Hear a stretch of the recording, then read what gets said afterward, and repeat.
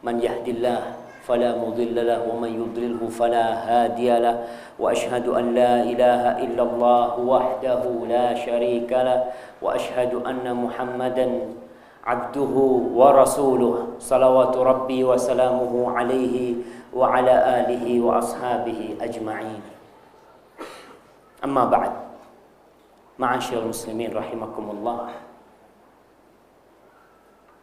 Pemirsa TV Roja dimanapun berada, semoga Allah Jalla Jalaluh memberikan kepada kita kekuatan untuk dapat melaksanakan agama Allah ini, untuk dapat menjalankan perintah-perintah Allah sampai kematian itu datang menjemput kita. Tema kita hari ini apa? Tanggalnya tanggal berapa? Antum ingat tuh ya. Ingat, anak harapkan mungkin yang tadi belum datang, yang tadi udah datang tanggalan kita nih. Anak mau tanya, yang jamnya hari ini tanggal 23 siapa? Anak kasih hadiah sama antum. Mana jamnya antum? HP mah. Tapi nggak apa-apa, antum nggak punya jam. Nggak punya jam. Iya nggak apa-apa lah, anak kasih antum. Jamnya dirubah tuh. Tanggalan kita tanggalan Hijriah. Sebentar lagi kita akan meninggalkan 1435 Hijriah berpindah 1436 Hijriah. Ingat tuh. Berarti Nabi ini udah hijrah berapa tahun? 1435 Hijriah. Dan kita berada di bulan haram, bulan yang dicintai Allah Jalla Jalaluh. Kita akan masuk ke bulan haram juga. Di situ ada bulan Muharram, di situ ada puasa Asyura. Tanggal berapa puasa Asyura tahun ini gitu? Tanggal 10 Muharram. Masya Allah, fadhal, saya kasih hadiah antum. Nah, iya, Asyura tanggal 10 Muharram. Kita jangan bingung dilihat, Ustaz, itu 2000 berapa? 2015, 2014.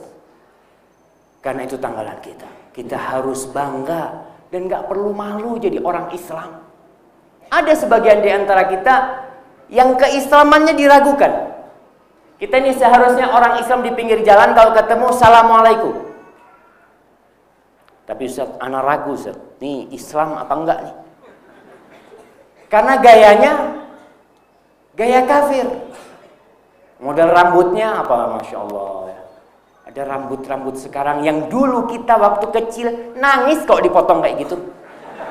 Iya, kadang-kala dipotong terus ada petal-petal sedikit ya.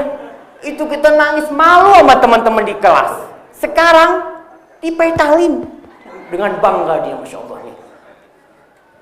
Maka tunjukkan identitas kita sebagai seorang muslim. Nih, nggak perlu antum pakai baju I am muslim, nggak perlu. Karena udah dijual tuh pakaian-pakaian seperti itu. Karena sebagian orang tidak tampak identitas keislaman. Udah kelihatan. Nih pakai baju takwa nih muslim nih, insyaallah. Assalamualaikum. Waalaikumsalam. Yakin antum. Melihat ada jenggotnya nih Ustaz. Muslim enggak kira-kira Ustaz? Udah pakai sunnah Nabi tuh kelihatan tuh Islam. Yang perempuan alhamdulillah. Kalau yang perempuan ini ada identitas yang sekarang mulai nampak. Bahkan kita lihat di Bandung ini ada toko busana muslim. Berarti yang bukan busana muslim, busana kafir gitu kan. Udah kelihatan nih pakai baju ini Islam, kelihatan. Pakai kerudung walaupun kerudungnya masih gaul tapi kelihatan muslimah. Assalamualaikum, paling enggak. Boleh kita salam sama perempuan muslimah? Boleh enggak? Yang cowok-cowok jangan milih-milih tapi. Kadang-kala yang cowok kalau muda anak salam Ustaz. Kalau tua mah udah tua Ustaz.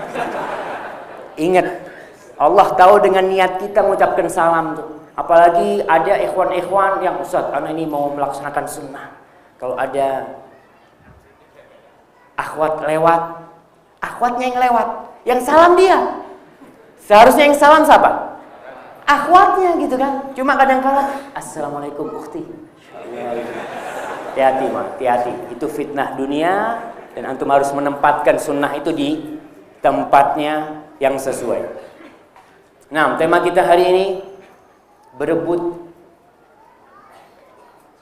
seekor bangkai. Mengenal sesuatu itu membuat kita mengetahui bagaimana sikap kita terhadap sesuatu itu. Seperti seorang yang mau beli HP itu. Sekarang nih HP ada yang KW katanya kan. Ada yang KW1, KW2, macam-macam. Ketika dia pegang HP dan dia tahu HP ini asli, dia akan bayar berapapun harganya. Karena dia tahu ini asli. Tapi ada orang yang nggak ngerti. HP asli nih. Dia bayar mahal, sampai rumahnya nangis dia. Kenapa? Kena tipu. Begitu pula dengan kehidupan dunia ini. Tidak sedikit di antara hamba-hamba Allah yang bayar mahal untuk dunia yang akan dia tinggalkan. Dari pagi kita lihat, orang itu bekerja dari jam 8 pagi, keluar rumahnya jam 6, pulang jam 6 sore, untuk gaji 3 juta. Banyak 3 juta. Banyak.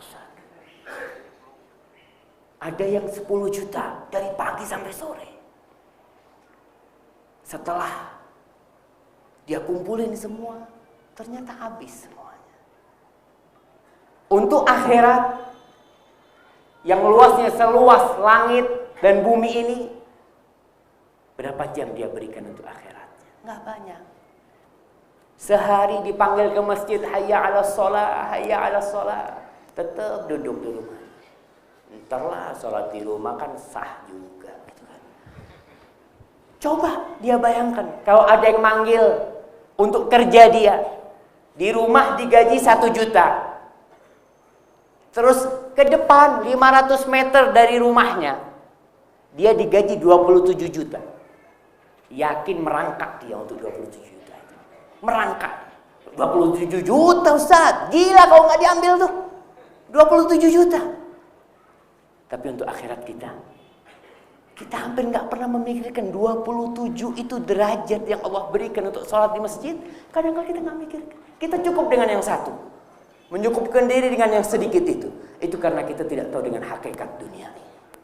Maka sebelum kita berbicara tentang bangkai yang diperebutkan oleh kita harus paham bagaimana hakikat dunia itu. Hakikat yang pertama,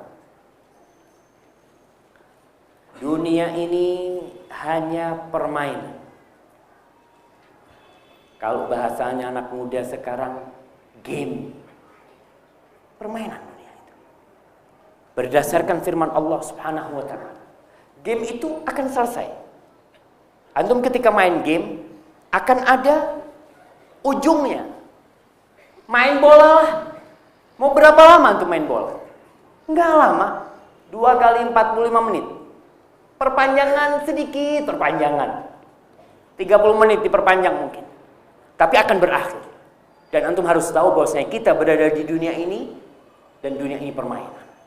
Allah Subhanahu wa ta'ala berfirman, "I'lamu annamal hayatud dunya la'ibun wa lahwun wa zinatun wa tafakhurun bainakum wa takathurun fil amwali wal aulad kamathali ghaithin a'jabal kuffara nabatuhu thumma yahiju fatarahu musfarran thumma yakunu hutaman wa fil akhirati 'adzabun syadid wa maghfiratun minallahi wa ridwan wa mal hayatud dunya illa mata'ul ghurur." Kata Allah Jalla Jalaluhu, ketahuilah bahwa kehidupan dunia ini hanya permainan, hanya senda gurau, zina, perhiasan, berbangga-banggaan antara kalian. Anak punya mobil, anak punya ini, anak punya baju, anak punya jam, anak punya HP. Isinya dunia bangga-bangga. Dalam urusan harta, anak-anak bangga nih, anak-anak udah bisa ini, anak-anak udah bisa ini, anak-anak yang satu dokter, yang satunya insinyur, yang satunya apa. Isinya dunia berbangga-banggaan dengan kamathali ghaith. Dia seperti air hujan. Yang ketika air hujan itu turun di tanah yang kering, air hujan itu menumbuhkan tumbuh-tumbuhan yang hijau. Petani yang nanam tuh, Masya Allah, dia ngeliat tuh, yang dia tanam jadi hijau. Begitu senang hati. Tapi ternyata kehijauan itu nggak lama. Tahu-tahu muning, kemudian habis. Selesai. Wa fil akhirah, dan di akhirat itu ada dua. Azabun syadid, azab yang pedih, atau maghfirah minallah wa ridwan. Ada ampunan dari Allah dan keridhaan Allah Subhanahu wa taala. Tidaklah kehidupan dunia itu illa mata'ul ghurur. Terus kenapa? Kalau kita tahu kehidupan ini hanya permainan, kok sampai ada yang bunuh-bunuhan? Berebut dunia sampai membunuh saudaranya. Hasan Al-Basri rahimahullahu taala mengatakan, "Ma ajibtu min syai'in ka'ajabi min rajulin la yahsabu hubbad dunya minal kabair." Aku ini sangat takjub kepada seseorang yang dia tidak menganggap cinta dunia dosa besar. Hasan Basri berpendapat cinta kepada dunia itu termasuk dosa besar, hubbud dunya. Waimullah, kata dia, demi Allah, inna hubbaha min akbaril kabair. Cinta dunia itu termasuk dosa yang paling besar. Kenapa? Wahal tatasya'abul kabair illa min ajliha. Kita lihat dosa-dosa besar yang banyak di dunia ini, asalnya dari mana? Dari cinta kepada dunia. Antum lihat pembunuhan yang terjadi, perampokan yang terjadi, pemerkosaan, korupsi, apa aja peperangan yang terjadi. Asalnya dari mana? Cinta dunia. Dosa-dosa besar yang kita lihat, kemaksiatan-kemaksiatan yang kita lihat, itu dikarenakan cinta kepada dunia. Padahal dunia cuma permainan. Kenapa kau harus seperti itu terhadap dunia ini? Serius banget tuh sama dunia. Hakikat kedua tentang dunia, dunia ini nggak lama dan akan berakhir. Berapa lama kita di sini? Tatkala kita mati, kita bakal dibangkitkan. Kita bakal diarahkan ke padang mahsyar. Ada orang-orang yang masuk surga dan ada orang-orang yang masuk neraka. Allah menceritakan tentang orang-orang itu. Wa yawma yahsyuruhum ka'an lam yalbathu illa sa'atan min nahar. Orang-orang ketika dikumpulin di padang mahsyar tuh, mereka berpikir hidupan di dunia berapa lama inti di dunia? Kata dia, ya beberapa waktu dari siang hari. Enggak sampai sehari. Ya ta'arafuna baik. Kenal-kenalan tahu-tahu habis. Yang ini mati, yang itu tabrakan, yang ini sakit, yang ini menghilang, selesai. Dan Allah Subhanahu wa taala menceritakan tentang orang-orang yang selesai dari dunia ini. Dan kelak kita pun akan melihat itu. Tapi Allah menginformasikan kepada kita sekarang. Sebelum kita ke akhirat udah dikasih tahu apa yang bakal diucapkan oleh orang-orang yang sudah meninggalkan dunia ini. Ka'annahum yawma yarawnaha lam yalbathu illa 'ashiyatan aw duha. Kehidupan mereka di dunia itu tidak lain seperti waktu duha atau waktu sore hari. Selesai. Kita lihat orang-orang tua kita, yang dia umurnya sudah tua-tua, tapi buat dia sebentar kehidupan dunia ini. Ma'asyiral muslimin rahimakumullah, Rasul sallallahu alaihi wasallam mengatakan a'maru ummati baina 60 wa 70. Umur umatku antara berapa? 60-70. Wa qalilun man yajuzu dzalik. Sedikit yang lewat 70. Ana mau kasih hadiah yang lewat 70 yang hadir di sini. Nah, antum 73. Umurnya Masya Allah. Salah. Jadi ada, alhamdulillah. Bapak berapa umurnya, Pak? 73, alhamdulillah. Kirim ke dia. Lihat, dibandingin yang lainnya, ada lagi yang lebih 70.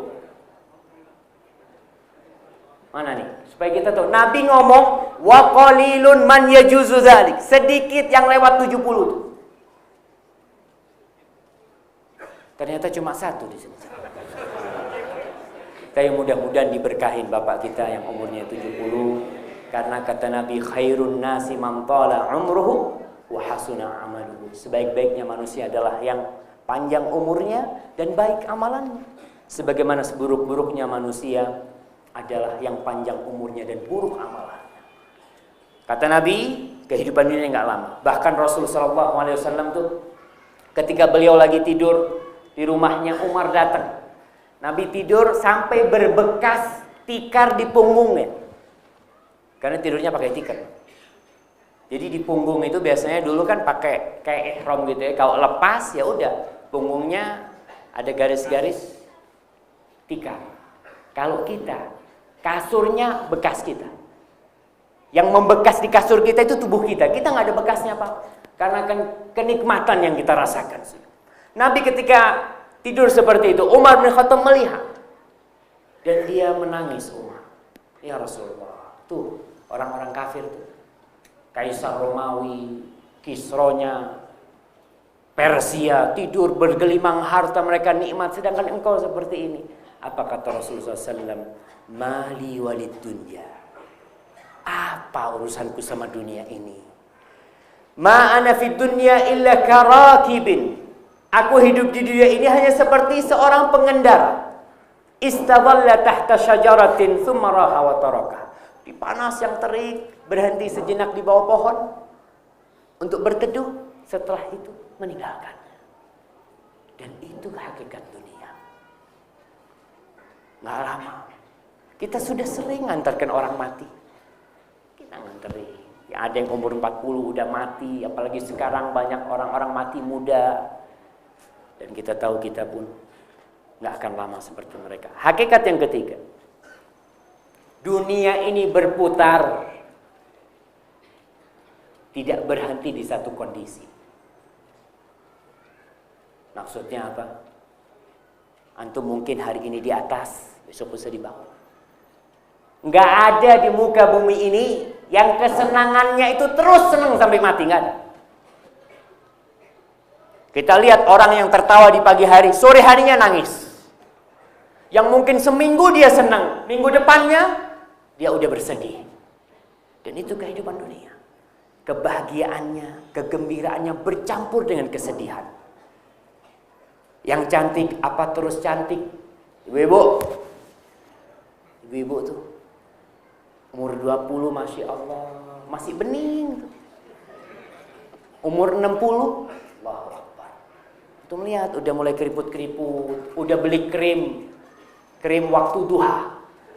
Jadi upaya tidak keriput. Kan krim sekarang macam-macam, ada krim malam, krim siang, krim waktu tahajud mungkin, krim waktu duha. Apa pakai krim? Dia kepingin tuh keriputnya hilang, nggak bisa. Ya udah seperti itu dunia. Yang ganteng Masya Allah. Antum kalau berkaca ya, kalau sudah keluar putih-putih di jenggotnya kelihatan ya Allah. Ya udah gini. Kita ini kayak gitu di dunia. Nggak ada yang berhenti di satu sisi. Yang ketawa terus kesian. Antum lihat ada orang ketawa terus. Ah, ini kayaknya nggak waras. Karena ketawa terus. Dunia ini nggak boleh ketawa terus. Harus ada nangisnya dia. Dan nangis terus pun nggak boleh. Suatu saat dia harus bersedih. Karena ini kehidupan dunia. Maka yang muda akan jadi tua. Yang kecil. Antum lihat anak-anak kecil. Anak-anak antum yang kemarin umur 10 tahun. Tahu-tahu udah 20 tahun. Yang awalnya gagah. Tahu-tahu udah 40. Udah putih-putih. Bapaknya ngeliat, nak subhanallah. Nak, lebih awet muda bapakmu daripada kau. Karena kehidupan seperti itu. Dan kita harus meyakini hakikatnya. Yang keempat, dunia ini nilainya sedikit. Kecil nilainya. Maka jangan dibesar-besarkan. Seperti itu yang kita contohkan. Apa mau antum beli HP KW2? 10 juta. 20 juta. 100 juta antum bayar. Nggak bener antum. Orang nggak ada nilainya, sesuai kau beli dengan nilainya. Apa yang perlu kau berikan di dunia, berikan. Rasul sallallahu alaihi wasallam dalam hadis riwayat Imam Muslim, marra bis-suq dakhilan min ba'dil 'aliyah. Nabi itu masuk ke pasar di kota Madinah, berangkat dari salah satu tempat yang tinggi, ada namanya Awali di Madinah itu. Rasul masuk ke pasar. Dan orang-orang lagi sibuk di sana, ya namanya pasar lah. Orang lagi kumpul di sana jualan. Famarra bijadyin asakka mayyit. Beliau ngelewatin kambing kecil, cacat telinganya kecil, mati, bangkai di jalan.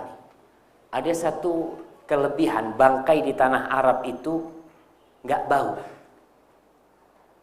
dikarenakan kering di sana, kering sekali. Kalau antum roti keluar 5 menit bisa buat ngelempar orang sudah, karena keras, tingkat kelembapannya itu rendah sekali. Ini di pasar lewat bangkai. Fatanawalahu, subhanallah, Rasul sallallahu alaihi wasallam ya, beliau mengajari umatnya itu dengan segala cara. Bagaimana sahabat-sahabatnya bisa ngerti, nggak cuma omongan. Belum pegang tuh. Fa'akhadha bi'udhri, dipegang tuh kambing yang bangkai, kupingnya yang dipegang, telinganya yang cacat itu. Apa kata Rasul sallallahu alaihi wasallam? Ayyukum yuhibbu anna hadza lahu bidirham. Siapa yang mau beli ini 1 dirham? Berapa 1 dirham jamaah? 50 apa? 50 ribu. 1 dirham tuh perak ya, kira-kira berapa gram? Sekarang perak mungkin udah nggak ada. Ya mungkin lah 50 ribu. 1 dirham. Apa kata para sahabat? Ma nuhibbu annahu lana bisyai'. Apa kata mereka? Dikasih gratis nggak mau kita. Dikasih gratis nih, nggak usah bayar, nggak mau. Wa ma nasna'u bihi. Buat apa kita Nabi? Bangkai cacat lagi. Qala atuhibbuna annahu lakum. Tanya lagi Nabi, mau nggak ini jadi milik kalian? Para sahabat, wallahi. Akhirnya mereka ketika Nabi tanya lagi, mereka mengatakan wallahi, demi Allah, lau kana hayyan kana aiban fihi, li'annahu azak, fa kaifa wa huwa mayyit. Wahai Rasulullah, kalau dia hidup, dia itu cacat. Kita pun nggak mau bayar. Apalagi dia udah jadi bangkai, lebih nggak mau lagi. Kemudian Rasul sallallahu alaihi wasallam mengajarkan kepada kita nih tentang hakikat dunia. Fa wallahi lad dunya ahwanu 'ala Allahi min hadza 'alaikum. Dunia ini lebih rendah nilainya, lebih rendah harganya di sisi Allah daripada kambing ini di mata kalian. Kalian nggak mau tuh, apalagi dunia di mata Allah Subhanahu wa taala. Maka kita harus tahu, itu hakikat yang tidak boleh terlupakan dari kita. Nggak ada artinya dunia ini. Hakikat yang kelima, dunia ini penjara. Dunia ini tempat pengasingan. Kita diasingkan ke dunia ini. Kok bisa? Jamaah, kita diasingkan ke dunia. Antum tahu dulu biasanya di masa Belanda itu ya, kalau ada pejuang-pejuang itu diasingkan ya. Di Ponorogo, Imam Bonjol diasingkan kemana. Kita ini sama, kita di dunia ini di pengasingan. Karena tempat asal kita di mana? Di surga Allah Subhanahu wa taala.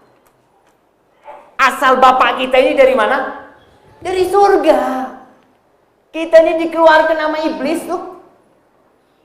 Maka di sini kita ini di pengasingannya iblis menggodain kita terus di sini. Rasul sallallahu alaihi wasallam mengatakan ad-dunya sijnul mu'min wa jannatul kafir. Dunia itu penjaranya orang yang beriman. Wa jannatul kafir. Dan dia itu surganya orang-orang kafir. Hadis riwayat Muslim. Bagaimana kok bisa begitu jemaah? Kok bisa dunia ini dikatakan penjara buat orang yang beriman? Nah, seorang mukmin bagaimanapun kayanya dia, bagaimanapun berbahagianya dia hidup di dunia ini, dia seorang yang di dalam penjara. Banyak aturan. Ini haram, ini nggak boleh. Harus sholat, mau tidur subuh, adzan harus bangun. Waktu zuhur lagi jualan, hayya sholat, hayya ala sholat, tutup kerjaannya harus sholat. Ya udah banyak aturan nih bagi seorang mukmin di muka bumi ini. Dibandingkan dengan apa yang Allah sediakan bagi dia di surga, maka kebahagiaan yang dia rasakan di muka bumi ini nggak ada artinya. Sebaliknya orang kafir, bagaimanapun susahnya dia di muka bumi, dibandingkan dengan azab Allah. Kita jangan melihat orang kafir yang kaya, yang susah. dibandingkan dengan azab Allah yang ada di neraka. Dia seperti berada di surga di sini. Allah Subhanahu wa taala berfirman, "Wa nada ashabun nari ashabal jannah." Orang-orang yang berada di neraka itu memanggil orang-orang yang berada di dalam surga. An afidu alaina minal ma' au mimma razaqakumullah. Mereka minta tolong kita dikasih ini air, minta air. Atau apalah yang kalian miliki yang dikasih sama Allah. Apa kata Allah Subhanahu? Mereka mengatakan orang-orang yang berada di surga, qalu innallaha harramahuma 'alal kafirin. Allah mengharamkan keduanya buat orang-orang kafir. Air pun diharamkan buat mereka. Maka dibandingkan dengan di akhirat, orang-orang kafir di sini seperti berada di surga. Ibnu Katsir tadi yang sampaikan bahwasanya kita nih di pengasingannya iblis. Allah berfirman kepada Nabi Adam alaihissalam, "Uskun anta wa zawjukal jannah." Uskun anta wa zawjukal jannah. Ya Adam, masuklah engkau, tinggallah engkau bersama istrimu di dalam surga. Wa kula minha haitsu syi'tuma ragadan. Ragadan haitsu syi'tuma. Kalian makan yang di surga terserah yang kalian mau. Wala taqraba hadhihi syajarah. Jangan dekat sama satu pohon. Satu pohon, yang lainnya boleh kok. Jadi pada hakikatnya yang haram itu sedikit. Yang haram itu sedikit. Yang halal itu banyak. Tapi orang nih biasanya yang haram itu disukai. Kullu mamnu'in mar'u. Semua yang dilarang itu pasti disukai. Karena di situ ada hikmah Allah. Kalau dilarang orang nggak suka, ada apa dilarang?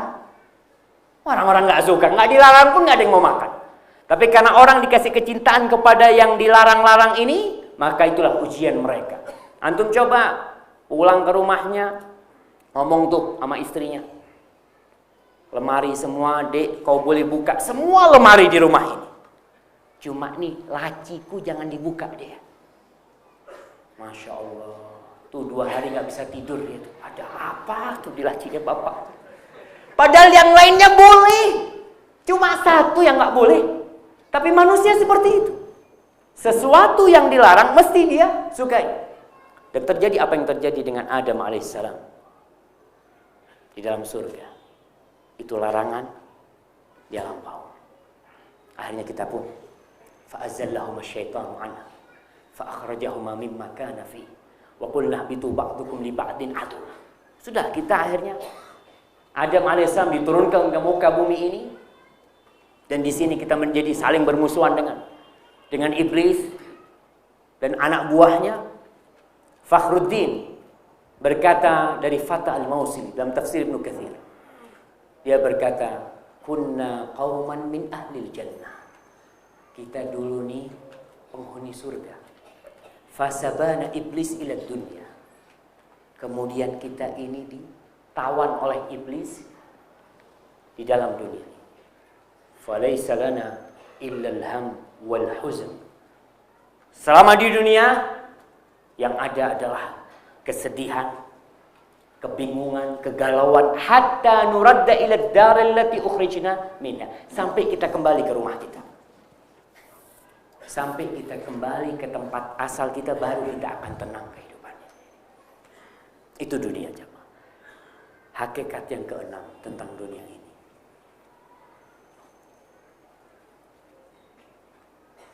Kita akan mati dan kita akan dibangkitkan. Jadi setelah kehidupan dunia ini ada kebangkitan dan ada hisab. Allah Subhanahu wa taala berfirman, "Afa hasibtum annama khalaqnakum abatha wa annakum ilaina la turja'un?" Apakah kalian mengira kita menciptakan kalian sia-sia dan kalian tidak akan kembali kepada kita? Fata'ala Allah malikul haq, la ilaha illahu rabbul arsyil azim. Ma'asyiral muslimin rahimakumullah, para pemirsa Raja TV Raja rahimakumullah jami'an. Kita harus tahu bahwa kita diciptakan tidak sia-sia. Akan ada hari kebangkitan. Kita melihat orang-orang yang zalim, orang-orang yang mencuri, orang-orang perampok yang gak ketangkep di dunia ini. Pembunuh-pembunuh yang kita melihat dia merajalela di muka bumi ini, hampir tiap hari kita melihat pembunuhan di sini. Apa kiranya mereka tidak akan menghadapi pengadilan? Akan ada. Akan ada hari kebangkitan. Kalau setelah mati selesai, maka jalan keluar dari kesusahan dunia itu apa? Bunuh diri. Kalau dengan mati selesai, ahsan bunuh diri.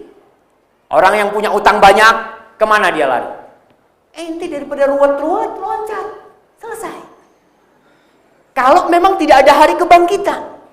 Tapi di situ ada hisab dan ada azab Allah Subhanahu wa taala. Orang ketika mikir bunuh diri selesai, tidak. Ada malaikat mungkar nakir. Ada azab kubur dan kalau ada azab akhirat buat dia. Maka di sini orang-orang harus berpikir bahwasanya hakikat dunia ini akan ada hisab dan azab. Beberapa waktu yang lalu di Jakarta mungkin ada seorang pengusaha yang loncat dari gedung. Dia berpikir, selesai. Utang anak selesai. Dia mati pikirnya utangnya selesai. Enggak selesai itu. Dia itu akan diazab terus oleh Allah Subhanahu wa taala. Bagaimana dia mati dengan cara seperti itu diazab oleh Allah Jalla Jalaluhu. Karena akan ada hisab dan azab yang di sini kita harus berhati-hati dengan waktu dan umur yang Allah berikan kepada kita. Sekarang bagaimana sikap kita dengan bangkai ini? Apa yang harus kita lakukan? Menghadapi dunia yang kita sudah tahu dengan hakikatnya, dia itu nggak lama, dia itu kebahagiaannya bercampur, dia itu akan berakhir, dia itu permainan belaka. Sikap kita gimana? Supaya kita bisa keluar dari dunia ini menghadapi hisab aman. Kita tahu di mana posisi kita. Karena di hari pembagian rapot, ketika sudah dibagikan rapot-rapot bagi kita, Allah mengatakan, "Yauma tu'radu yauma idzin tu'raduna la takhfa minkum khafiyah." Pada hari itu akan dipaparkan semuanya, enggak ada yang tersembunyi. Fa amma man utiya kitabahu biyaminihi fayaqulu ha'umqra'u kitabiyah. Adapun orang yang mendapatkan kitabnya dengan tangan kanannya, maka dia berseru mengatakan, "Iqra'u kitabiyah, baca nih rapotku, baca. Inni dhanantu anni mulaqin hisabiyah." Aku yakin memang aku akan bertemu dengan hitung-hitungan ini. Aku yakin. Fahuwa fi 'aishatir radiyah. Maka orang ini yang yakin dengan adanya hisab, yakin bahwasanya semua yang dia amalkan bakal dipertanggungjawabkan, dia akan berusaha untuk beramal. Maka sekarang bagaimana kita menyikapi dunia ini? Adapun orang yang dapat kitabnya dengan tangan kirinya, yang akan dia katakan apa? Ya laitani lam uta kitabiyah wa lam adri ma hisabiyah, ya laitaha kanatil qadiyah. Dia mengatakan, andai kata aku enggak dapat kitabnya dan aku nggak perlu tahu dengan hisabku, karena dia memang nggak urusan sama itu, dan dia berharap kematian itu sebagai akhir dari segalanya. Tapi ternyata tidak. Ma'asyiral muslimin, maka bagaimana sikap kita terhadap dunia ini? Yang pertama, jadilah seperti perantau. Orang yang merantau, orang yang lagi lewat ke satu kota kemudian dia tinggalkan tuh kota. Rasul sallallahu alaihi wasallam mengatakan, "Kun fid dunya ka'annaka gharib au 'abir sabil." Jadilah engkau di dunia ini seperti orang asing yang lagi lewat satu tempat, yang merantau dia di sana, atau orang yang lagi mau melewatin satu kampung kemudian meninggalkan kampung itu. Begitu pula dengan dunia ini. Seorang tenaga kerja Indonesia, TKI, yang umpamanya dia kerja di Malaysia. TKI yang pintar, dia akan mengirimkan uangnya kemana? Ke Indonesia. Kirim, bangun rumah ya, bikin usaha. Dapat lagi, kirim lagi. Kenapa? Karena dia tahu ana nggak bakal lama di Malaysia nih. Ana bakal tinggalkan di kota ini, negerinya orang. Kampung ana di sono. Maka di sono yang harus dibangun. Begitu pula dengan dunia kita ini. Kampung kita yang sebenarnya di mana? Di akhirat. Ente cuma 70 tahun di sini. 80 tahun selesai. Ente udah antarkan bapak ente, kakek ente udah antarkan. Ente lihat orang-orang kaya juga pada mati tuh. Maka apa kita mau seperti orang kaya yang hartanya ditinggal di sini? Seperti orang-orang yang udah bangun rumah di Malaysia, punya mobil di Malaysia, terus dia pulang nggak punya apa-apa di negerinya. Maka seharusnya tidak seperti itu. Kau seharusnya kirim. Kita punya rezeki, yang pertama kita pikirkan, ana mau bangun rumah. Di mana? Di akhirat. Ana kalau dunia ngontrak nggak apa-apa, Mas. Sampai mati ngontrak nggak apa-apa. Yang penting ana sudah punya rumah tetap di situ. Orang di Malaysia ngomong, ana ngontrak, nyewa sampai tua nggak apa-apa. Yang penting di Indonesia ana punya rumah. Karena ana mau balik ke sana. Dan begitulah kita terhadap dunia. Jadi kalau punya rezeki, kalau antum beramal, antum lihat amalan yang buat dunia berapa persen, yang buat akhirat berapa persen. Wabtaghi fima ataka Allah ad-darul akhirah wa la tansa nasibaka minad dunya. Dengan apa yang Allah berikan kepadamu, cari akhiratmu. Tapi jangan lupa, di dunia, hidup di dunia ini membutuhkan ongkos. Kita harus punya ini, punya itu, tapi ingat persentasenya harus akhirat yang lebih besar. Sikap yang kedua,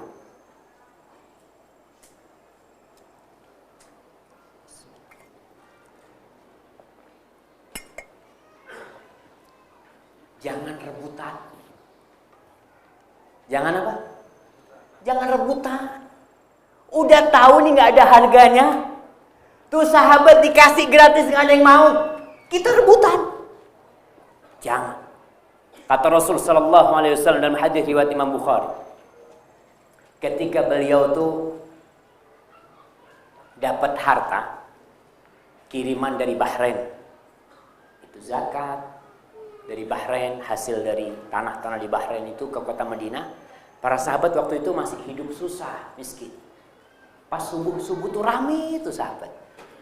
Nabi ngomong, kalian nih kayaknya denger ada harta yang datang tuh. Iya Rasul, kata mereka. Para sahabat juga manusia. Maka Rasul sallallahu alaihi wasallam mengatakan kepada mereka, "Fa wallahi mal faqr akhsha alaikum." Demi Allah, aku enggak takut kalian ini ditimpa kefakiran.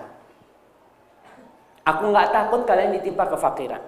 Walakin akhsha alaikum an tubsata alaikumud dunya. Kama busitat 'alal ladzina min qablikum fatanafasuha kama tanafasuha fa ahlakatkum kama ahlakatum. Yang aku takutkan malah dunia ketika dibuka pintunya lebar-lebar buat kalian. Dilebarin tuh. Kemudian kalian berlomba-lomba rebutan. Kalau sudah rebutan yang ada saling hasad, saling iri. Kita lihat nih orang-orang yang buka warung nih. Atau mah di Bandung. Biasanya itu saling hasad, saling iri. Bahkan mereka menggunakan cara-cara yang tidak syar'i, berangkat ke dukun sampai dikatakan tuh restoran semua pakai dukun. Katanya kayak gitu. Mereka berlomba-lomba untuk dunia yang seperti ini. Sehingga segala cara ditempuh, itu yang Nabi takutkan. Kalian berlomba-lomba, sikut sana, sikut sini, kemudian dunia itu menghancurkan kalian. Sebagaimana pernah menghancurkan orang-orang sebelum kalian. Orang beriman, kalau miskin, Masya Allah, dia itu akan dekat sama Allah.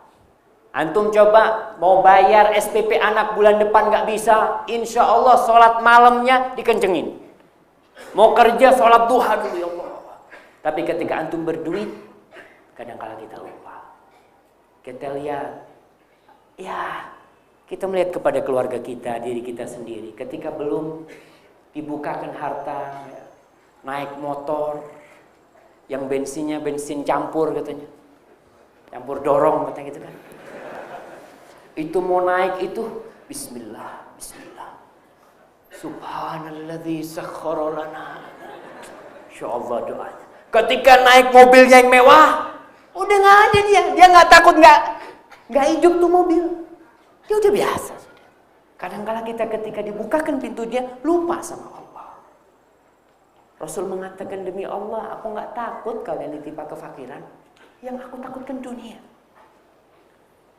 Dan Nabi SAW mengatakan kepada kita, Innallaha yu'tid dunya man yuhib wa man la yuhib.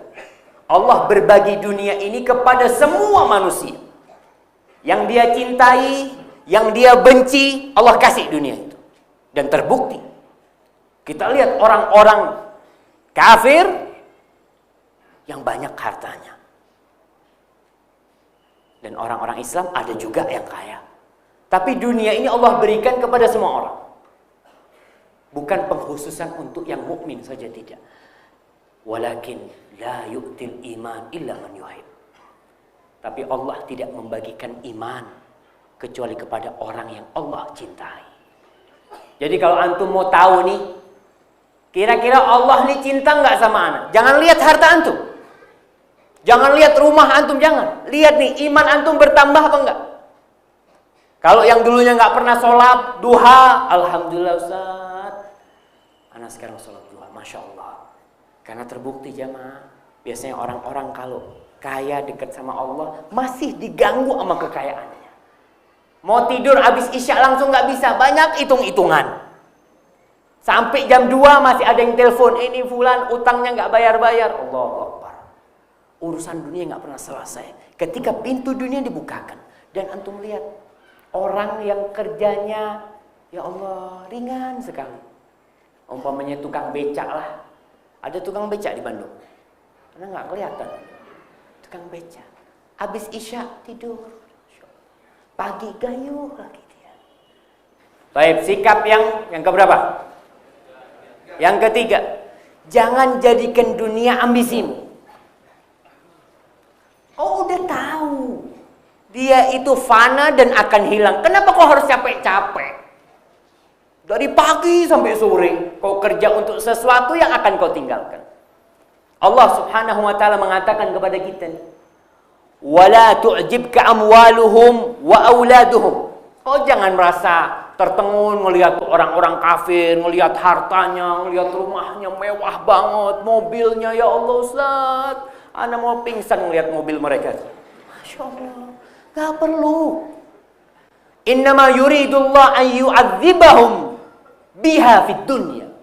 Allah ingin mengadab mereka dengan harta mereka di dunia. Di dunia diadab, kita melihat seakan-akan orang itu senang.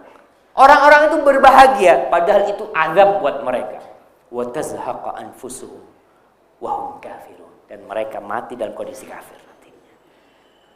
Jadi azab yang dimaksud dalam ayat ini adalah kegundahan, adalah keresahan, kebingungan. Karena orang yang menjadikan dunia ambisinya, dia akan bingung selalu dalam kehidupan ini. Dia tidak akan pernah merasa cukup. Antum lihat, ada enggak tukang becak ikut asuransi? Ada enggak? Gimana dia? Enggak ada. Yang ikut asuransi siapa? Orang yang miliaran duitnya ikut asuransi.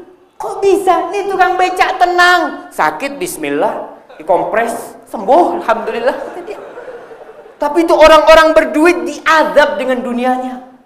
Mobilnya, dia punya mobil 10, semuanya diasuransikan. Takut dia perasaannya, gimana nanti kalau keserempet, terus anak pas nggak punya duit. Subhanallah, padahal duitnya banyak. Anaknya, gimana kalau nanti anak mati, anaknya sekolah gimana? Terus nggak bisa melanjutkan sekolah. Ketakutan itu semua dia rasakan. Rasul Shallallahu Alaihi Wasallam menjelaskan kepada kita tentang jangan dijadikan dunia itu ambisi supaya kau hidup berbahagia menghadapi dunia ini. Kata Nabi Alaihi Salatu Wassalam, "Man kanatil akhiratu hamma, ja'alallahu ghinahu fi qalbi." Barang siapa yang menjadikan akhirat itu sebagai ambisi dia, tujuan dia, punya rizki, alhamdulillah, ana itu akhirat nih. Dapat gaji masjid, ya masjid, anak mau nyumbang buat masjid, buat rumah anak di akhirat, ya Allah. Anak yatim dia santun, ya Allah, anak mau akhirat. Dia tujuannya akhirat, bukan berarti dia miskin, jamaah, tidak.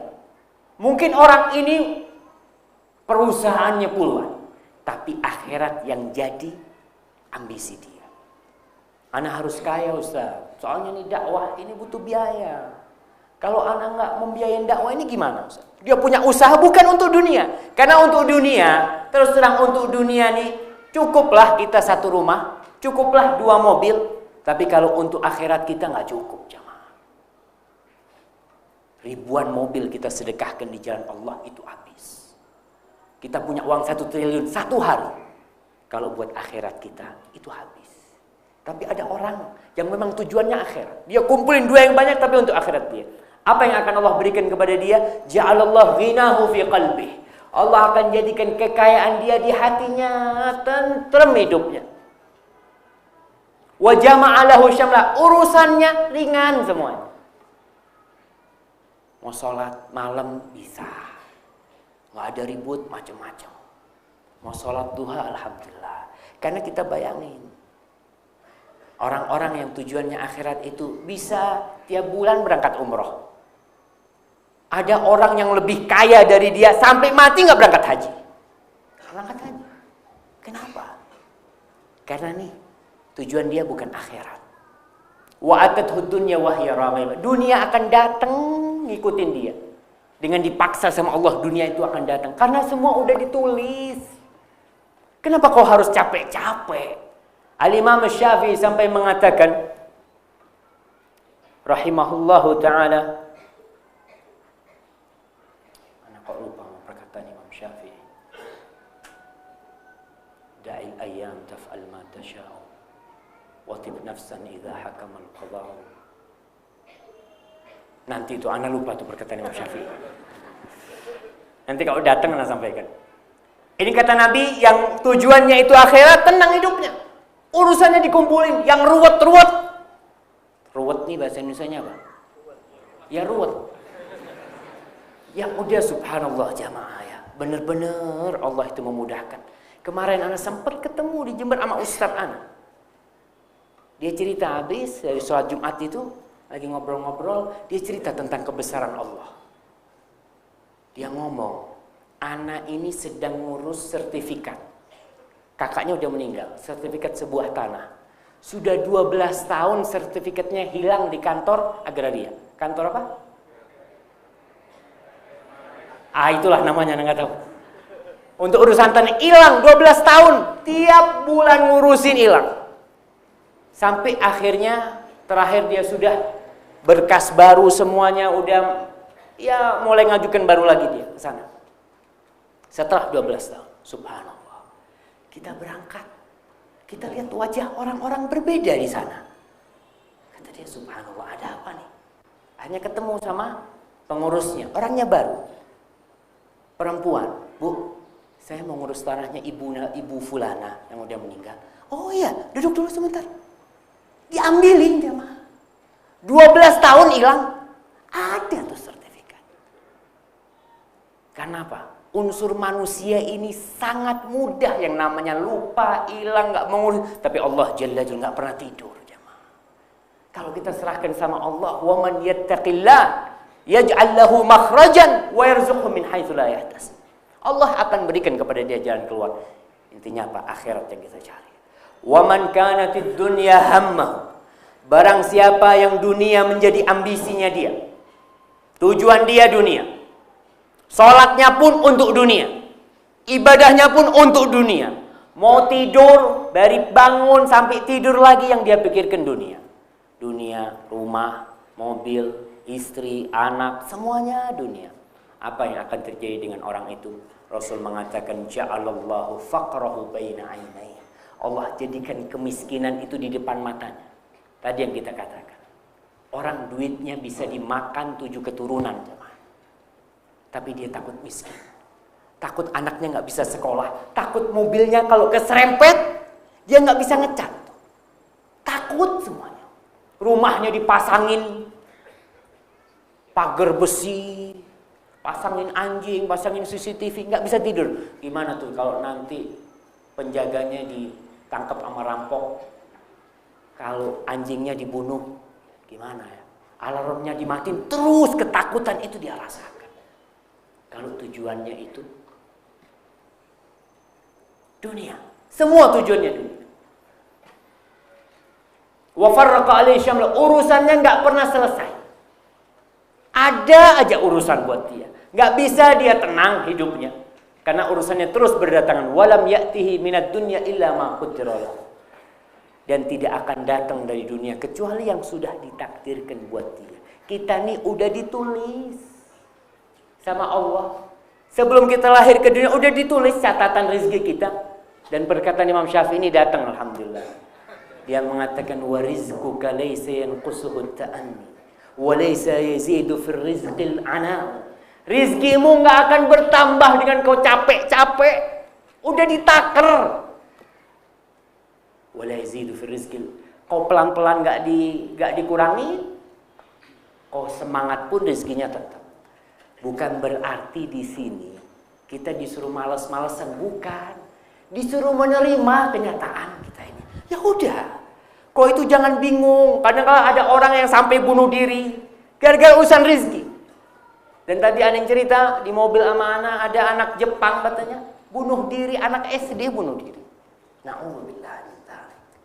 Karena memang mereka tidak mendapatkan ketenangan. Maka jangan jadikan dunia itu ambisi kita yang paling terakhir.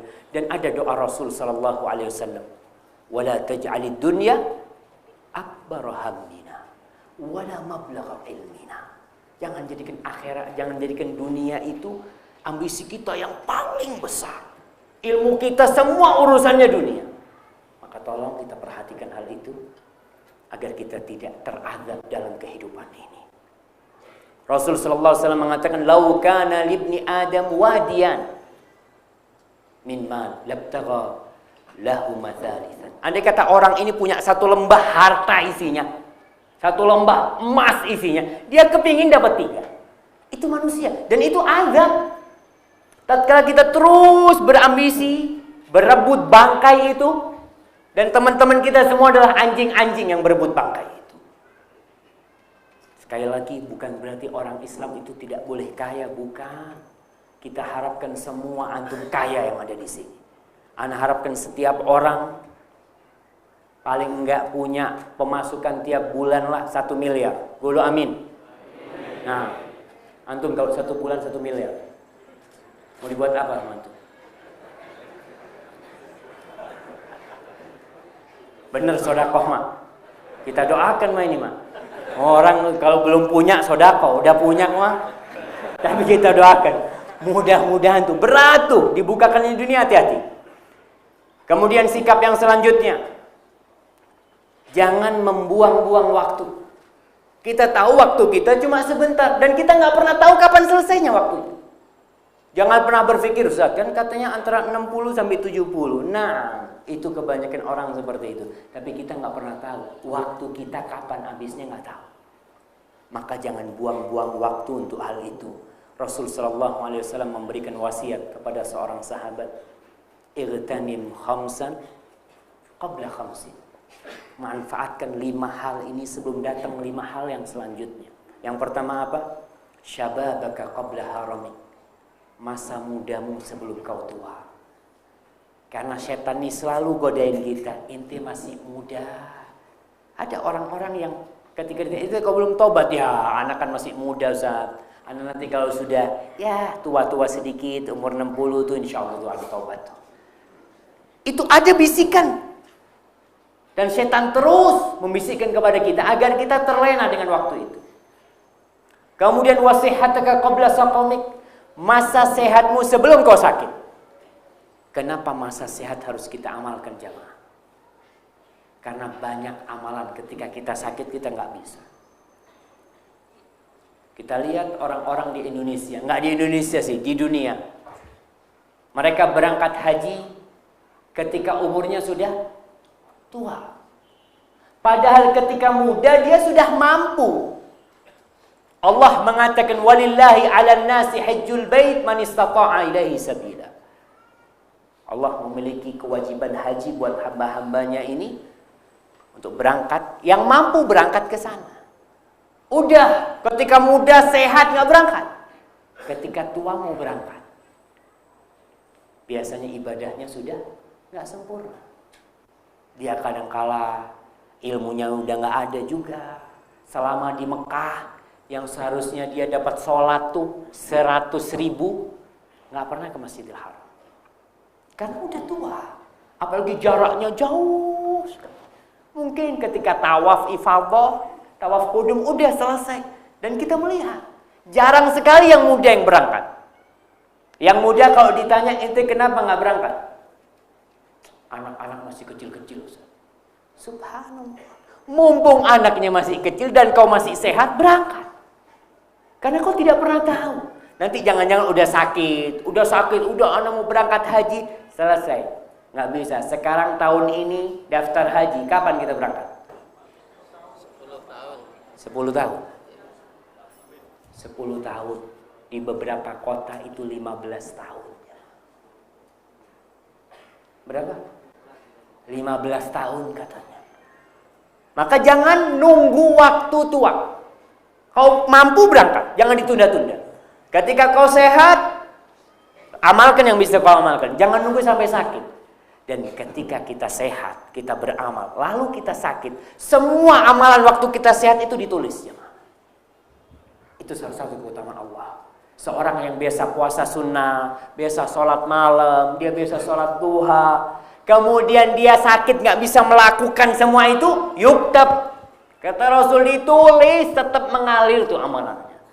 Dan yang muda-muda manfaatkan untuk beramal. Yang masih kuat puasa, kuat ngajinya, sekarang dimanfaatkan. Sebelum sakit itu tiba, wa ghinaka qabla faqrik, dan kekayaanmu sebelum kau miskin. Ingat, kekayaan berarti kita gunakan untuk bersedekah. Jangan nunggu kaya bersedekah juga. Kau punya, bismillah, keluarin. Karena kita nggak tahu apa kekayaan ini terus akan datang sama kita. Yang tadi dikatakan, anak kalau punya uang 1 miliar Ustaz, insya Allah tiap bulan anak mau sedekah 100 juta.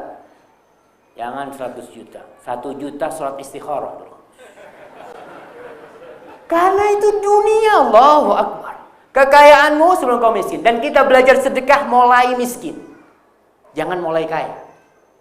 Karena kalau kita miskin pelit, kaya tambah pelit. Kita ini kalau punya 10.000, kalau punya uang 10.000, mau sedekah 5.000 gampang. Tapi antum punya uang 100 juta, mau sedekah 50 juta. Mikir. Padahal sama-sama 50%. Sama-sama. Engkau 10.000, 50%-nya 5.000. 100 juta, 50%-nya berapa? 50 juta. Mikir tuh. Dulu waktu kau miskin kau keluarin 5.000 kok nggak ada masalah, nggak beban sama sekali. Malah dicari mana-mana tuh kotak amal, sini. Dia cari itu. Tapi udah banyak duitnya nggak dicari kotak amalnya. Maka ingat, kekayaanmu sebelum kau miskin. Tapi kita belajar beramal dari miskin. Jangan nunggu kaya. Udah, apa yang dimiliki bagikan. Sampai para sahabat Nabi radhiyallahu taala anhu, Allah mensifati mereka itu wa yu'thiruna ala anfusihim walau kana bihim khasasah. Dan mereka lebih mengutamakan orang lain daripada diri mereka, padahal mereka butuh. Kalau orang nggak butuh, wajar. Antum punya uang banyak, bagi-bagi wajar. Sahabat itu bukan. Mereka itu butuh, mereka perlu, tapi mereka bagi. Mereka kasihkan kepada yang lebih membutuhkan. Kita pun seharusnya seperti itu. Kita ketika bersedekah, tetap kita nggak boleh boros-boros juga. Karena kita tahu kita punya tanggungan. Allah mensifati orang-orang yang beriman itu, alladzina idza anfaqu lam yusrifu wa lam yaqturu wa kana baina dzalika qawama. Orang-orang yang beriman, orang-orang hamba-hamba Allah itu kalau berinfak pun dia itu tidak boros, tidak habis-habisan, tapi dia juga nggak pelit, tapi di antara keduanya.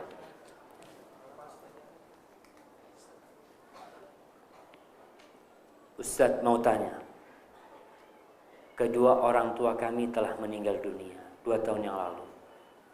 Tetapi hasil jual rumah waris tidak dibagikan oleh kakak kami. Bagaimana kami harus berbuat? Apa sanksi dari Allah untuk kakak kami? Subhanallah ya. Tadi kita katakan perkataan Hasan al-Basri. Dia sangat takjub kepada orang yang mengatakan cinta dunia itu bukan dosa besar. Bagaimana dosa-dosa besar terjadi itu, kedoliman itu? Bukan karena kecintaan kepada dunia. Nih kakaknya kenapa nggak dia bagi? Dan kita benar-benar heran dengan harta nemu. Warisan ini harta nemu jemaah. Maka pembagian harta waris itu siapa yang menentukan? Allah Jalla Jalaluhu. Allah langsung yang menentukan fulan dapat berapa, fulan dapat berapa. Kita nggak boleh bagi. Karena itu harta nemu, nggak ikut kerja. Kalau kau kerja silahkan. Makanya tatkala anaknya ikut kerja sama bapaknya, dikeluarkan dulu harta anaknya. Yang mana yang murni warisan itu yang dibagi. Tapi ternyata ada sebagian orang yang gelap matanya dengan dunia ini. Dan kita lihat orang yang mengambil harta dengan cara yang tidak halal, susah akan digunakan untuk yang halal.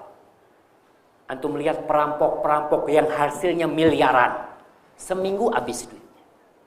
Seminggu habis. Sebulan habis. Ngerampok lagi dia. Karena Allah tidak memberkahi dia.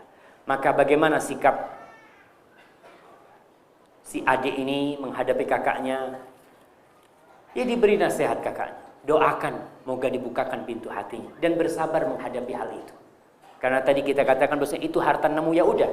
Perkara umpamanya dia tidak mau ngasih, dan kita tahu orang-orang yang memakan harta manusia dengan cara yang haram, innama ya'kuluna fi butunihim nara wa sayaslawna sa'ir.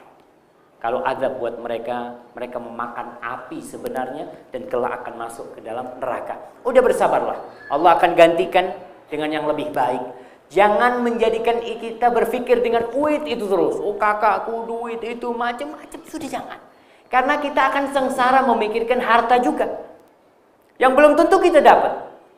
Maka bagaimana sikap kita? Serahkan kepada Allah. Ya Allah, aku minta ganti kepadamu ya Allah. Karena kita tahu kalau Allah yang kasih ganti, itu lebih baik, lebih berkah daripada itu. Assalamualaikum. Waalaikumsalam warahmatullahi. Bagaimana nasib seorang muslim yang memiliki banyak hutang disebabkan menafkahi keluarganya sampai meninggal dan belum mampu melunasi hutangnya, dan ahli warisnya pun tidak mampu membayar hutangnya. Berkaitan dengan hutang ini, Rasul Shallallahu Alaihi Wasallam beliau berlindung dari hutang karena berat masalah hutang ini. Jangan menggampangkan hutang. Sekarang ini dengan berbagai sarana kredit, orang itu gampang-gampang utang. Utang ini, utang itu, sampai ibu-ibu tuh daster utang. Iya, abaya pada utang. Udahlah, kalau enggak usah beli. Karena apa? Sebagian orang itu berhutang bukan karena terdesak, tapi karena ingin kehidupan yang lebih layak. Yang lebih, ya umpamanya sekolah, udah tahu sekolah tuh mahal, udah jangan sekolah di sana. Tapi kalau kondisi yang dikatakan tadi ini benar-benar susah, yang pertama harus dia lakukan, dia berusaha agar minta kepada orang-orang yang dihutangin itu untuk menghalalkan. Minta maaf sama dia.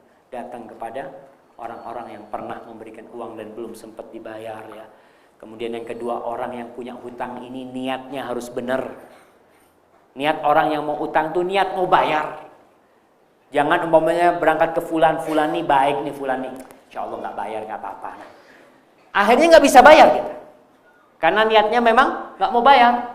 Maka hati-hati. Jadi yang pertama langkah yang bisa dilakukan, berangkat kepada keluarga yang pernah dihutangin itu, orang-orang itu minta maaf dan berjanji kalau punya uang akan membayarnya, kalau enggak tolong diikhlaskanlah. Allah akan kasih ganti yang lebih baik buat dia.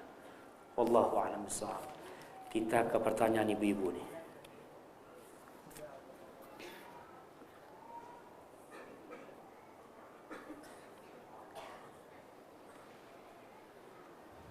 Nih, Assalamualaikum Ustaz. Ketika saya melakukan suatu amalan, misalnya sedekah ke tetangga, ketika suatu saat saya butuh pertolongan tetangga, maka dalam hati terbesit, gak usah malu minta tolong pada tetangga, toh saya pernah bersedekah untuknya. Apakah hal ini tidak ikhlas? Jazakumullah khairan. Seorang muslim itu diperintahkan oleh Allah, wa ta'awanu 'alal birri wat taqwa. salinglah kalian ini membantu dalam ketakwaan dan dalam amal kebajikan. Bagaimana kalau kita menolong saudara kita, kemudian kita mengharapkan balasan dari dia, itu yang bermasalah. Kalau tadi dia sedekah sama tetangganya, dan dia mengatakan dalam hati nggak perlu malu kan, kau juga pernah berbuat baik sama dia. Hati-hati, jangan-jangan kita meminta balasan dari tetangga kita. Tapi kalau kita mau minta pertolongan, kita memang butuh, nggak apa-apa, kita minta tolong sama dia. Tapi nggak perlu mengingat kita ini pernah berbuat baik sama dia, kita pernah ini, pernah itu, nggak perlu. Ya udah, kita butuh berangkat. Karena bisa jadi dia nggak nolong kita. Ketika dia nggak nolong kita, kita akan sakit hati. Ana udah pernah bantu sama dia, berarti kita nggak ikhlas. Niat membantunya supaya dibalas. Sedangkan orang-orang yang masuk surga itu, ucapan mereka apa? La nuridu minkum jazaan wala syukura. Kita nggak ingin dari kalian jaza, balasan, dan tidak pula ucapan terima kasih. Maka hatinya perlu ditata kembali. Ustaz, afwan, kalau kita bekerja lalu kita masih mengharapkan gaji, apakah kita belum ikhlas? Jadi kalau kerja urusan dunia mah kita memang butuh gaji, kita mengharapkan gaji. Nggak masalah. Kalau urusan gaji itu bukan urusannya ikhlas nggak ikhlas. Cuma yang tadi kita sampaikan bahwasanya orang yang ikhlas ketika beramal, dia itu tidak butuh dengan pengawasan. Karena dia tahu Allah melihat anak beramal nih buat Allah Subhanahu wa taala. Tapi dia dapat gaji nggak ada masalah untuk urusan dunia. Itu nggak ada masalah. Tapi tetap kita harus secara sempurna pekerjaan itu kita laksanakan karena itu tugas kita. Perkara dapat gaji, alhamdulillah. Umar bin Khattab radhiyallahu taala anhu, dia jadi amil zakat. Ketika selesai dikasih zakat. Kata Umar, Rasul, ana ini udah cukup, nggak perlu dikasih ana. Ana kasihkan yang lainnya. Kata Rasul, kau terima nih, kau mau kasihkan sama orang lain silahkan. Tapi kau terima. Tapi dalam artian kita tetap berusaha untuk melaksanakan tugas kita dengan baik dan benar ketika kita bekerja dan mengharapkan ridha Allah kepada kita, untuk kita.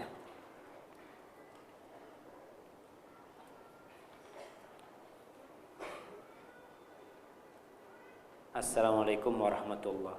Suami ana sering tugas keluar kota. Suami sering berpesan kepada ana untuk selalu sholat tahajud. Lalu saya bilang ana udah sholat.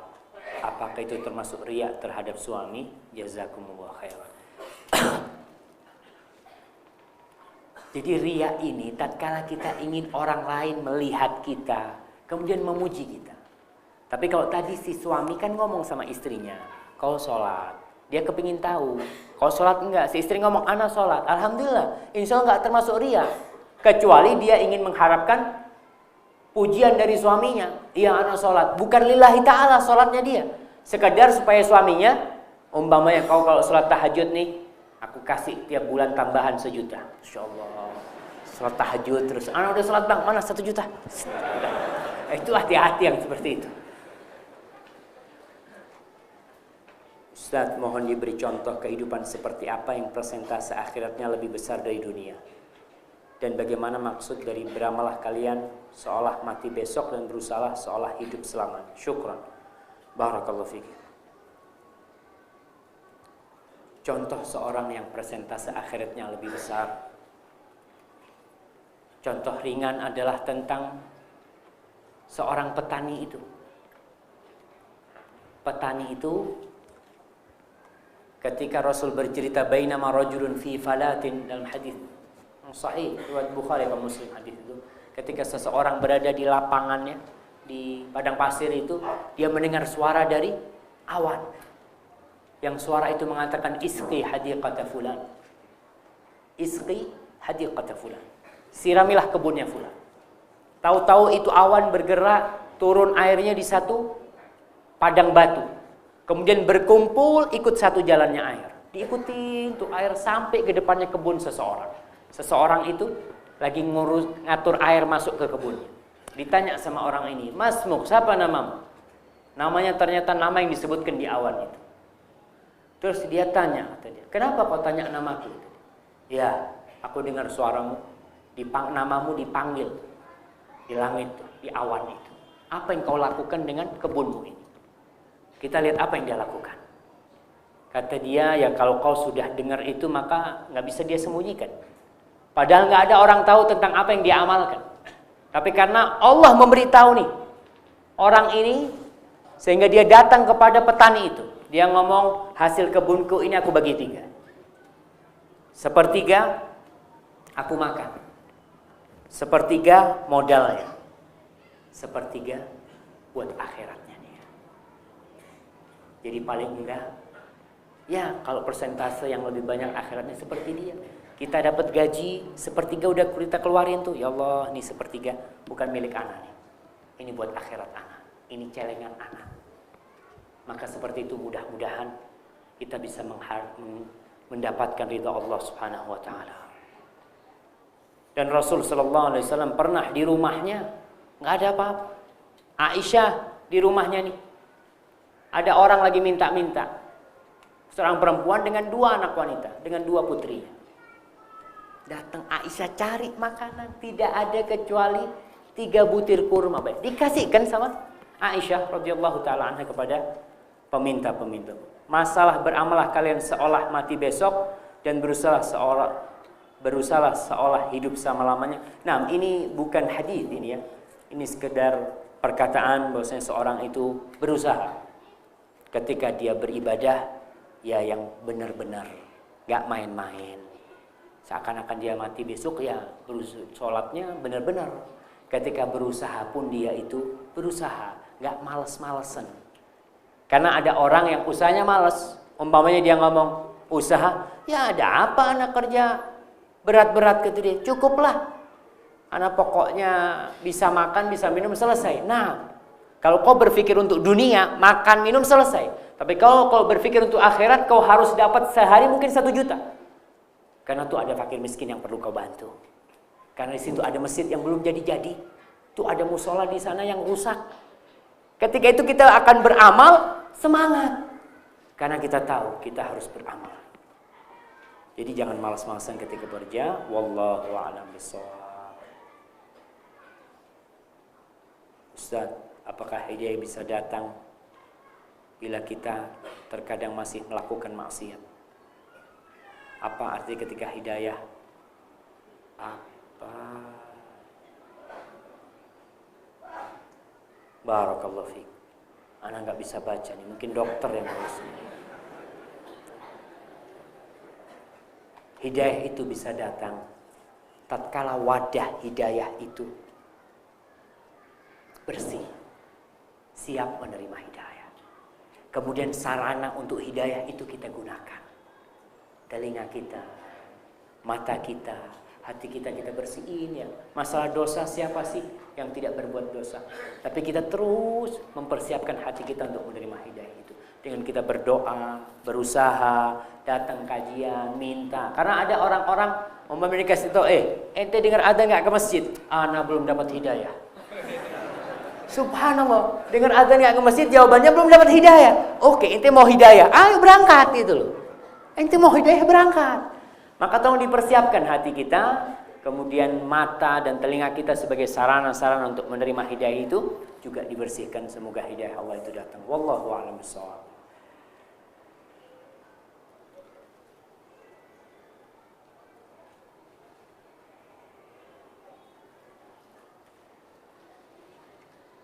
Nah, Assalamualaikum Ustaz, maaf di luar tema. Saya mau tanya, mantan suami saya sudah menikah lagi. Dan untuk meminta keperluan anak, apakah boleh saya ketemuan dengan mantan suami berdua di luar? Atau melalui perantara istrinya, mantan suami saya. Jadi ketemu boleh asalkan tidak berkholwat. Bertemu boleh asalkan tidak berkholwat. Ketemu umpamanya di jalan di sini, janjian habis kajian di masjid. Pokoknya jangan sampai berkholwat. Pakai perantara kalau bisa nggak ada masalah. Mungkin itu lebih aman. Tapi ketemuan boleh asalkan tidak berkholwat ya, tidak berduaan, nggak ada orang, sepi-sepi, itu yang dilarang.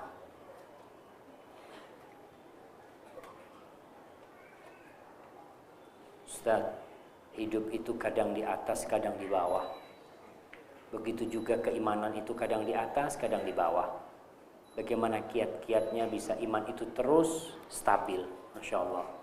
Susah stabil itu. Tapi bagaimana kita mengangkat keimanan itu, dan ketika turun jangan turun sekali. Bagaimana caranya? Yang pertama kita ngaji. Kemudian kita mengenal Allah dengan asma Allah al-husna. Cari teman-teman yang baik. Jadi kalau kita nih lagi futur ya, imannya lagi kendor, ketemu teman yang baik, yuk ikut ana ente. Aduh, ana malas ikut, udah ente di belakang ana yang nyetir motor. Ikut. Ketika kita punya teman yang baik, insya Allah keimanan kita ini nggak sampai drop. Tapi kalau kita ketika futur jauh dari orang-orang soleh, bahaya. Bisa-bisa iman kita itu terkikis dan habis. Maka itu mungkin dengan membaca Al-Quran, zikir ya. Zikir itu termasuk amalan yang mudah, yang bisa menyentabilkan keimanan kita naik. Kalaupun turun, naik lagi dia. Zikir, zikrullah. Naik motor, zikir, duduk zikir, subhanallah. Pokoknya lisannya ini jangan berhenti. Itu amalan mudah, tapi terkadang kita lupa. Kadang-kala dia bengong aja. Sejam bengong. Tapi itu memang gak dibukakan ya. Anda lihat ada orang-orang yang punya banyak waktu luang. Seperti seorang security. Masya Allah security itu. Pekerjaannya diem aja. Umpamanya tentara. Yang jaga di mana? Di pos itu diem. Apa nggak boleh gerak-gerak mulutnya dia? Subhanallah, subhanallah. Padahal dia bisa. Subhanallah, subhanallah. Itu nikmat, dapat pahala banyak dia. Ketika dia punya waktu yang luang seperti itu. Dalam hati boleh nggak itu? Dalam hati. Diem doang nih. Dia nggak zikir namanya. Diem doang gitu. Ya zikir, ucapkan di lidah kita.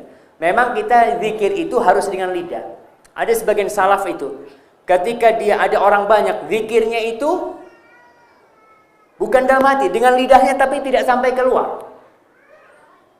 Lidahnya itu bergerak-gerak dari dalam jemaah. Antum coba praktekkan sendiri itu. Gimana? Dia demi menyembunyikan amalannya supaya nggak kelihatan orang. Tapi kalau kita zikir sendiri, zikirlah sampai kedengaran telinga kita. Karena telinga kita ini termasuk sarana untuk menuju ke hati kita. Ketika subhanallah, subhanallah, sampai dengar masuk ke hati kita. Daripada diem doang, nggak sampai ke sini, itu kurang pas. Jadi memang kita disuruh zikir itu tidak keras-keras dan tidak sampai nggak ada suaranya, masih terdengar oleh kita tanpa mengganggu yang lainnya. Wallahu a'lam bishawab. Ini yang terakhir kayaknya jamaah. Udah jam berapa? Udah mau azan ini. Bismillahirrahmanirrahim. Ustaz, bagaimana cara menimbang, menyelaraskan antara keinginan kita, cita-cita, ambisi agar tidak berseberangan melalaikan dari syariat dan akhirat? Barakallahu fiik. Nah, ini pertanyaan yang bagus sekali ya. Kita hidup di dunia, kita butuh sarana di dunia ini, kita ingin punya rumah, kita ingin punya mobil, kita ingin punya banyak hal gitu kan. Tapi bagaimana kita menyimbangkan hal itu? Ya dengan kita ngaji. Dengan kita mempelajari hakikat dunia ini, baca Al-Qur'anul Karim. Ketika antum baca Quran pas sampai firman Allah, ya ayyuhalladzina amanu, berhenti itu, cari terjemahannya. Cari terjemahannya. Nih, ana lagi dipanggil sama Allah nih. Karena ada di antara kita yang baca Quran lewat ya ayyuhalladzina amanu, lewat aja dia. Padahal dia lagi dipanggil. Paling enggak dia tahu cari terjemahan, enggak tahu telepon siapa. Ana enggak punya terjemahan. Nih di surat ini kok kayaknya ana termasuk yang dipanggil. Ana kepengin tahu ada apa tuh di situ. Panggilan Allah pasti di baliknya itu ada kebaikan yang besar buat kita atau ada bahaya yang besar. Ya ayyuhalladzina amanu qu anfusakum wa ahlikum nara. Wahai orang-orang yang beriman, jagalah diri kalian dan keluarga kalian dari api neraka. Ada lagi ya ayyuhalladzina amanu la tulhikum amwalukum wala auladukum an dzikrillah. Wahai orang-orang yang beriman, janganlah harta kalian, kemudian la amwalukum, anak-anak kalian membuat kalian lalai dari ingat kepada Allah. Pokoknya kalau lewat ya ayyuhalladzina amanu itu ingat terus, sehingga kita semakin dekat, kita semakin yakin dengan dunia ini. Kalau dunia ini nggak ada artinya. Karena dunia ini menggoda jemaah. Menggoda sekali. Dan kebanyakan di antara kita tergoda. Dan baru sadar mau mati. Udah selesai. Ternyata selama ini dia tertipu dengan dunia. Wallahu a'lam bishawab. Kayaknya udah cukup nih jamaah. Belum. Nanti lah kita lanjutkan lagi, mudah-mudahan lain waktu bisa jumpa sama antum lagi, dan ana harapkan kajian di Bandung nanti bisa datangkan ustadz-ustadz kita ya, Ustadz Yazid, Ustadz Abdul Hakim Abdan, sehingga bisa memberikan tausiah kepada kita, memberikan petuah kepada kita, menyegarkan keimanan kita lagi pada antum-antum yang ada di sini. Wallahu a'lam bishawab. Kurang lebihnya ana mohon maaf. Apabila yang ana sampaikan benar itu dari Allah Subhanahu wa taala, kalau ada yang salah dan kurang berkenan itu dari diri ana sendiri. Allah dan Rasulnya terbebaskan dari kesalahan itu. Wassallallahu ala nabiyyina Muhammadin wa ala alihi washabbihi wasallam. Assalamualaikum warahmatullahi wabarakatuh.